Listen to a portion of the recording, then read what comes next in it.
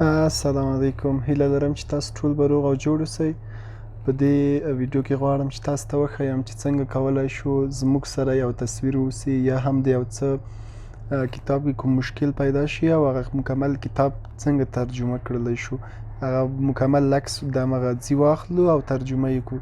لکه دلته چې دی زما سره دا ایمیج دی یا هم تصویر دی، زه غواړم دا مکمل ترجمه کړم. دا چې څنګه کولی شو مکمل تصویر پښتو، دري، انګلیش هر څه ته چې وغواړئ تاسو کولی شئ دا ترجمه کړئ. دا چې څنګه کولی شو دا ترجمه کړو، نو راځو تاسو لاړ شئ ګوګل ته هم تللی شئ او پلی سټور ته هم، یا ګوګل ته ځئ، ګوګل کې آنلاین کېږي، پلی سټور کې تاسې هغه باندې هم کولی شئ، یعنې ډاونلوډ یې کړئ، دا به ښه اوسېږي. دلته به تاسې ولیکئ چې ګوګل لینس.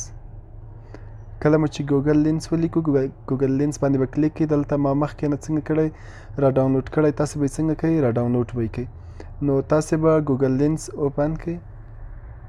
کله مو چې ګوګل لینس اوپن کړو، زه دا ورکه کومه ورکه چې تاسې غواړئ چې هغه څنګه کوئ، دلته یې اډ کړئ یا هم ترجمه یې کړئ، نو تاسې به دې باندې همغه باندې کلیک کړئ. کله مو چې دلته دې باندې کلیک کړو، دلته به ټرانسلیټ باندې کلیک کړئ. ټرانسلیټ باندې مو چې کله کلیک کړو، دلته تاسو ته وایي چې انګلیش ټو انګلیش. زه وایم چې دا خپله انګلیش ته، انګلیش ټو پښتو یا هم ټو فارسي، هر یو چې ستاسو خوښوو. زه دلته ورته پښتو انتخابوم. اوس تاسې وګورئ دغه ټولې لیکنې واټر مارک، هغه لږ لیکنې چې څه ګډوډې شوې، دغه واټر مارک دی. زه یو ځل بیا درته تاسو ته وښیم چې اشتباه نه شي دا ولې داسې ګډوډ وښودو. واټر مارک هغه د لیکنې شاته هغه تاسې ټیکس چې ګورئ دغه ته واټر مارک وایي. همغه واټر مارک دی چې د لیکنه لږ څه ګډوډه کوي. نو تاسې دلته به راشئ، پښتو، زه غواړم دا پښتو ته انتقال کړم، زما تر ټولو ښه ملګری. نو دلته دغه ټول څه یې څنګه وکړو، دا تاسې که ګورئ دغه ټوله لیکنه یې پښتو ته ترجمه کړه، او یا هم غواړئ فارسي ته یې ترجمه کړي، تاسې به دلته راشئ، فارسي به را پیدا کړئ. نو وروسته له فارسي نه به تاسې څه وکړئ، زه راځم ښکته فارسي پیدا کړم.